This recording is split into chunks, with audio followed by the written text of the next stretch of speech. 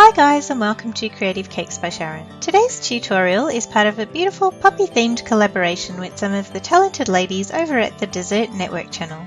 Stay tuned to the end of my video where I'll leave the links to all of these amazing tutorials so you can check them out. My contribution to this collaboration were these gorgeous little wafer paper poppies, so let's get started.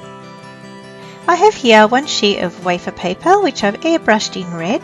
It's best to do this ahead of time to ensure that the paper is totally dry. I also have a template for the poppies I'm creating today, and I'll leave a link to this in the description box below. The first thing I'm going to do is cut out the pieces I need to create the poppies using the templates. I find it easier to cut a few at a time, and using a small fine pair of scissors avoids the wafer paper from accidentally cracking because it is fairly brittle. Now, as I'm cutting out the pieces for the smaller template, I'm not going to cut in between each petal too deeply just yet, otherwise I might tear the paper when it comes time to insert the stems.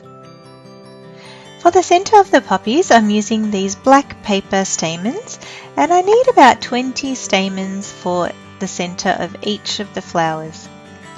Once I've got them all together, I need to make sure they're all lined up, and I'm going to just bend them in the middle slightly.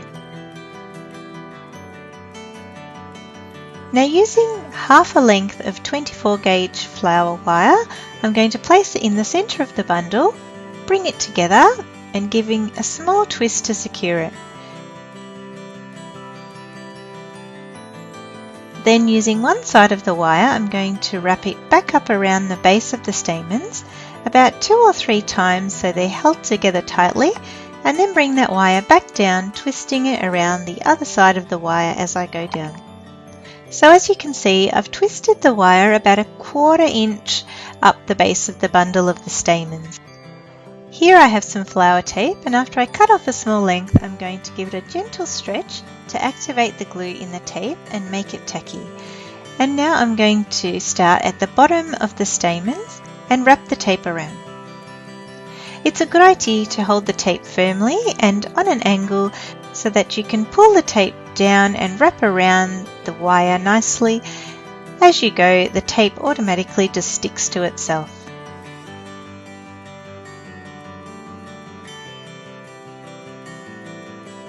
For my first poppy, I'm only using one piece of the cutout wafer paper to create just a small little poppy.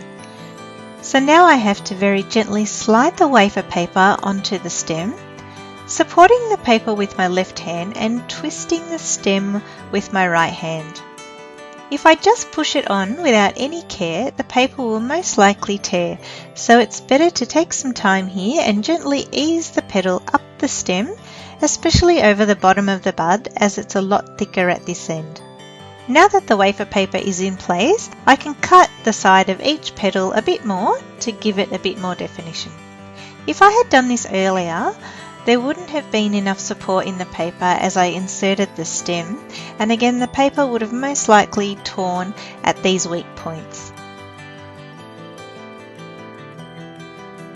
For this little flower, I want to close up the petals, so using a very minute bit of water, I can touch the brush on the edge of one petal and hold it up against the adjacent petal for a few seconds until it sticks together.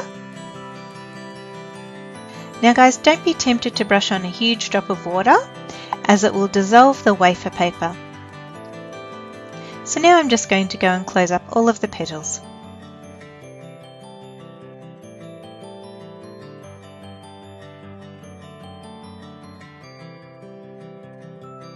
Now that I have a basic flower, I'm going to add some detail to make it look a bit more realistic.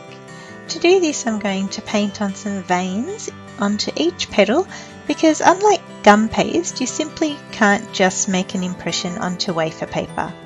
So I'm using this Americolor red gel paste, and I only literally need 1 drop. It has to be gel color because the liquid color would just dissolve the wafer paper. And using a thin brush, I'm going to brush very lightly some lines onto each petal, starting from the outer top edges of the petals and working into the center. I'm going to work on the center of the poppy now, and using my finger I'm just going to spread out the stamens to make a small gap where I can stick this small teardrop shaped piece of black fondant. Just a little dab of water will help to hold it in place.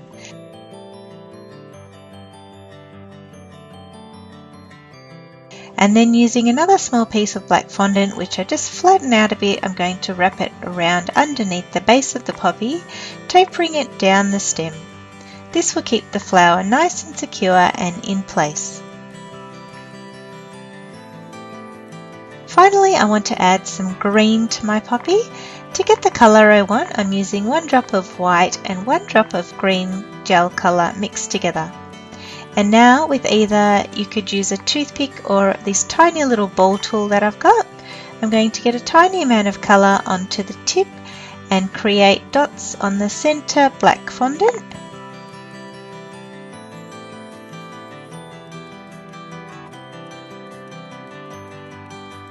And to add a little more interest, I'm going to dot some of the green colour onto a few of the end tips of the stamens.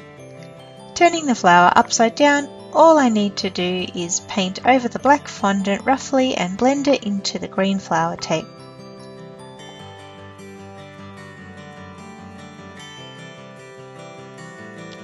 Now I'm going to make a poppy with 2 layers of petals, so it's pretty much the same process, starting off with the bundle of 20 black stamens and securing them together with a piece of 24 gauge wire, which I've wrapped around the base of the stamens. Then using the green flower tape, I'm going to wrap it around the exposed wire. Now carefully sliding on the smaller set of petals first, supporting the back of the petals with my left hand and twisting the stem with my right hand. I'm going to cut into the petals now to give them a nicer shape, and then slide the larger set of petals on in the exact same way, being very gentle once again.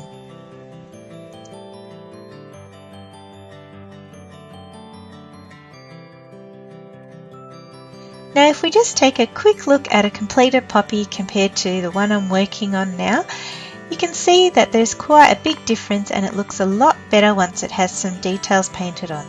So once again I'm using the undiluted red gel colour to paint on the veins on the smaller set of petals first and then on the second row of petals.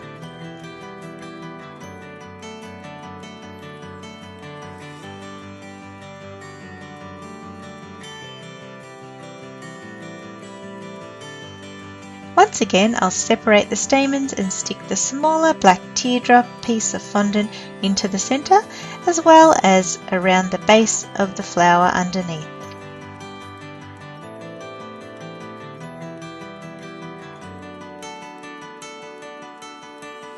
Finally, I'm going to add the green gel colour to the top centre of the poppy, as well as a few drops on the end tips of a few of the stamens,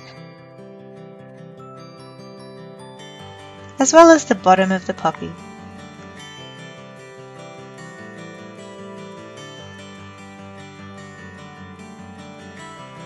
Even though the poppy looks very pretty as it is, I'm going to use the steamer to give it some movement. Here I've got another one that I've already steamed, and you can see that it has a lot more interest than the one that hasn't been steamed yet. So once the steam is ready, I'm going to wave the flower in the steam, making sure not to get too close, otherwise I'll really get burnt. And I'm just going to start lifting and shaping the petals as the steam softens up the paper. Once the petals start to cool, which happens pretty quickly once you take them out of the steam, they'll hold the shape that I've formed them into. And now as you can see, it looks much more realistic than before it was steamed. The great thing about these wafer paper poppies is that they're ready to use straight away on a cake, and here on this black and white cake they look absolutely stunning. So guys, I hope you've enjoyed my tutorial. If you did, make sure you let me know by giving it a like. Be sure to subscribe to my channel so that you don't miss out on any of my videos, and connect with me on any of my social media to see what else I get up to. Now, as promised, I have on screen now all the links to the other tutorials in this collaboration. Make sure you head over and check them all out. I'm sure you're going to find a style of poppy that suits you. Guys, I hope you tune in next time, and as always, thanks for watching.